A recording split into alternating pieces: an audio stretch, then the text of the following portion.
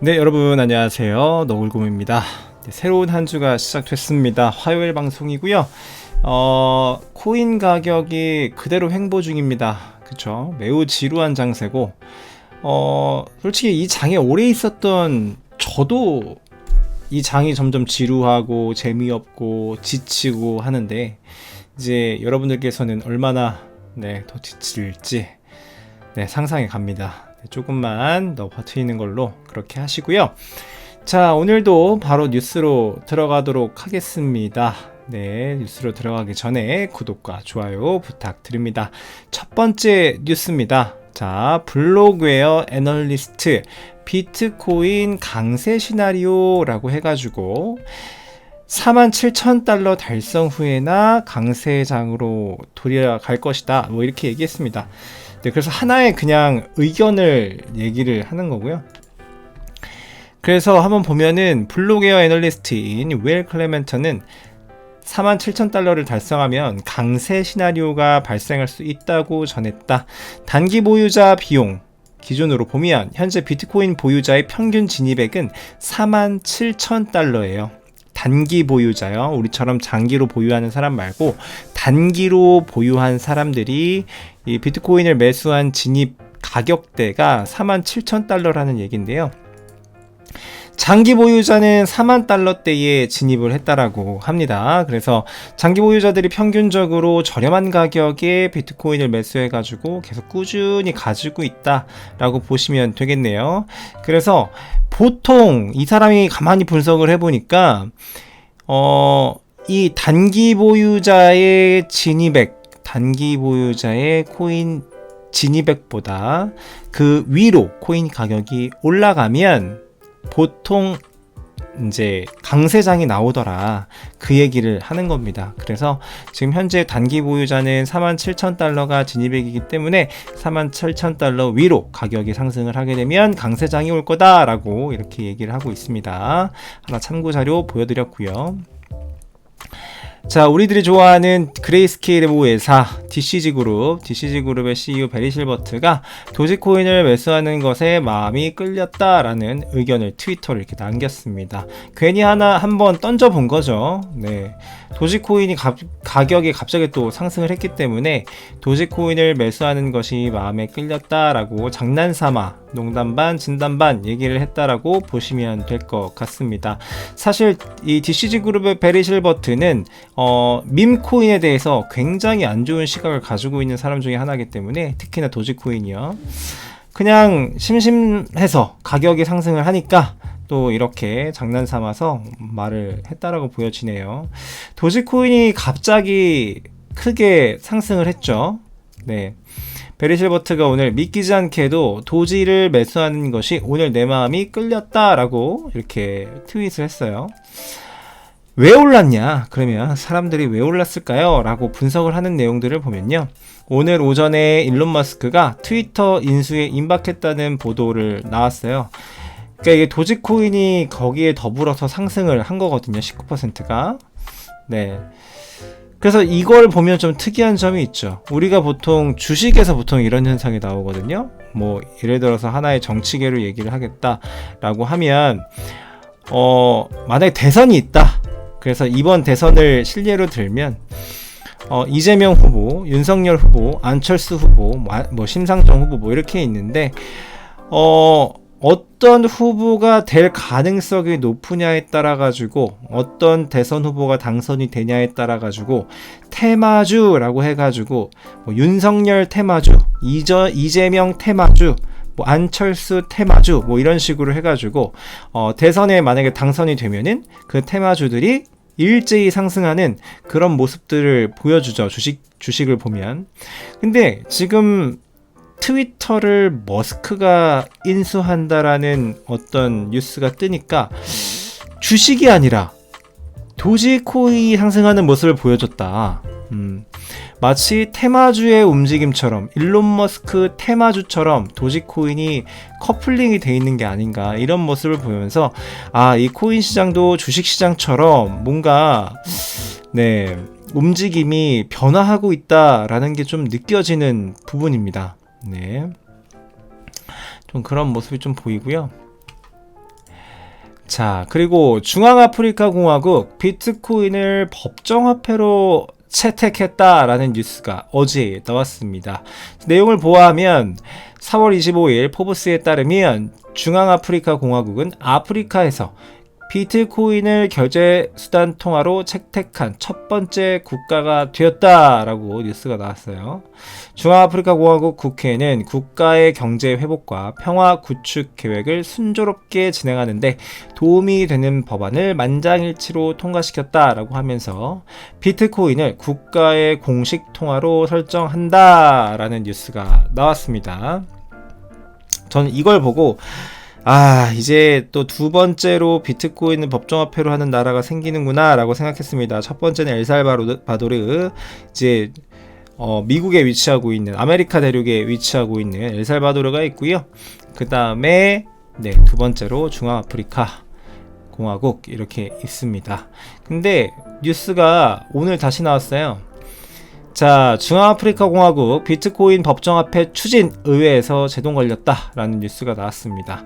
그래서 블록스트릿에 따르면 중앙아프리카 공화국의 비트코인 법정화폐화가 국회 야당의 거센 반발에 부딪혀서 이 법안이 잠깐 멈춰섰다라고 이야기를 하는 거죠. 아직 거절된 건 아니고요. 현재 기준 해당 법안은 의회에서 논의 중인 것으로 알려졌다.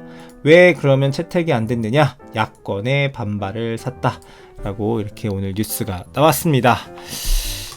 자, 그래서 한번 볼까요? 어디 있는지 한번 보겠습니다. 중앙아프리카는요, 지금 보면 여기 러시아가 있고 여기 유럽하고 이제 아시아가 이렇게 아시아 대륙이 있고요. 왼쪽으로 가면은 이게 이제 아프리카 대륙이 되겠죠. 아프리카 대륙의 한 가운데, 여기 밑에는 남아프리카 공화국이 있으니까 중앙아프리카 공화국은 가운데 센터에 이렇게 자리하고 있습니다. 네, 그래서 이 중앙아프리카 공화국에서 앞으로 비트코인 법정화폐화 어떻게 될지 한번 대단히 관심을 가지고 지켜봐야겠습니다. 그리고 우리의 첫 번째 그 비트코인 법정화폐화를 진행했던 우리 엘살바도르 한번 찾아보겠습니다. 엘살바도르는 이렇게 아메리카 대륙이 이렇게 있죠. 밑에는 이제 남미고요. 위에는 북미가 되겠습니다. 자, 볼게요. 확대를 해보겠습니다. 워낙에 작은 나라이기 때문에 여기 보이시나요? 여기 엘살바도르 엄청 작은 나라입니다. 엘살바도르 첫 번째 비트코인 법정통화 채택한 나라, 여기에 붙어 있습니다. 자, 그렇고요. 우리나라 소식인데요. KB 국민카드가 플레이뎁과 협약하여 올해 하반기 메타버스 NFT 서비스를 출시한다라고 해서 뉴스가 나왔네요. 그래서 KB 국민카드는 블록체인 서비스 플랫폼 플레이뎁과 협력하고 종합자산관리 플랫폼 라이브메이트의 메타버스 서비스를 하반기 출시할 예정이라고 밝혔습니다. 그래서 KB 국민카드 프로그램은 이용자가 로블록스 기반 메타버스 플레이뎁 랜드와 기타 랜드에서 가상카드를 이용하여 혜택을 받을 수 있는 등 카드 이용과 관련된 체험 서비스를 추진한다 라고 했습니다. 네, 지금 계속해서 어느 기업이든 어떤 정부의 눈치도 보고 뭐 여러가지 상황들을 좀 고려해 가면서 눈치 싸움 하느라고 제대로 암호화폐 시장의 사업에 좀 뛰어들지 못하는 그런 모습이었는데요. 이제 점차적으로 이런 기업들이 늘어날 거라고 생각이 됩니다. 새로운 어떤 산업의 개척지이기 때문에 안 할 수가 없는 거죠. 이제 정부의 규제만 좀 수그러든다고 하면 다들 뛰어드는 모습이 분명히 펼쳐질 거라고 생각이 듭니다. 자, 다음 뉴스도 우리나라 뉴스가 되겠는데요. 자, 가상자산 부처 멀어지나 라고 해서 뉴스가 떴는데 새 정부 진흥의지 보여달라 라고 이야기하고 있습니다. GDNet 코리아에 따르면 26일 열린 정경련 컨퍼런스 센터에서 열린 차기 정부 디지털 자산 정책 우선순위는 어떻게? 라는 정책 포럼에서 새 정부와 야당 간 갈등이 격화되면서 대통령 선거 공약이었던 가상자산 전담 부처 설립이 이루어지지 못할 가능성이 커졌다라고 나오고 있습니다.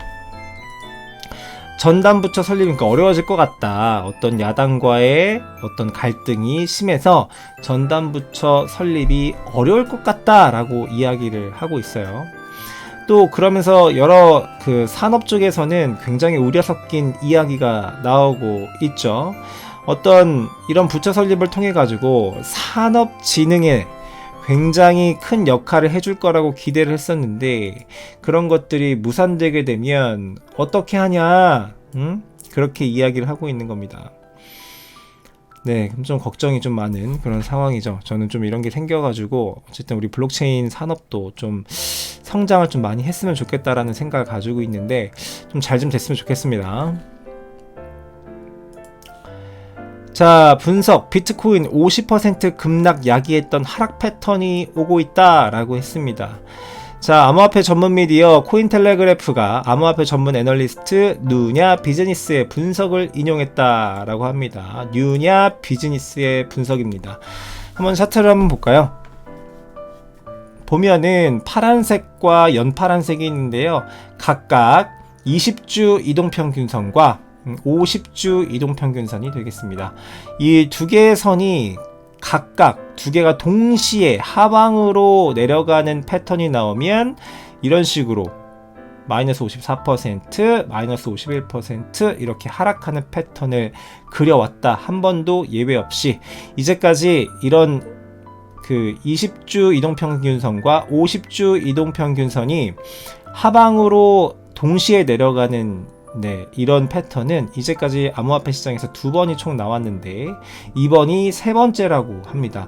그래서 과거 2번에서는 무조건 50% 이상 비트코인 가격이 급락했는데 이번에 보시면 드디어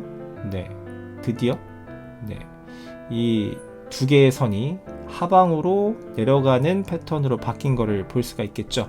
그래서 이번에도 마찬가지로 과거랑 마찬가지로 하락할 것이냐 50% 이상 하락할 것이냐 이렇게 보는 거죠. 만약에 이게 50% 이상 하락한다라고 하면 오늘 비트코인 가격이 4만 달러이기 때문에 50%만 하락해도 2만 달러까지 하락하는 패턴이 그려질 수 있다. 이렇게 얘기를 하는 거죠. 네, 그런 분석도 있다라는 거를 말씀을 드린 겁니다. 만약에 이 상태에서 50%가 하락한다 그러면은 저는 그때부터 줍도록 하겠습니다. 네, 일단 다음 뉴스입니다. 자, 중국의 산시성 암호화폐 채굴에 전기료 차등 적용하겠다 뭐 이렇게 나오고 있습니다.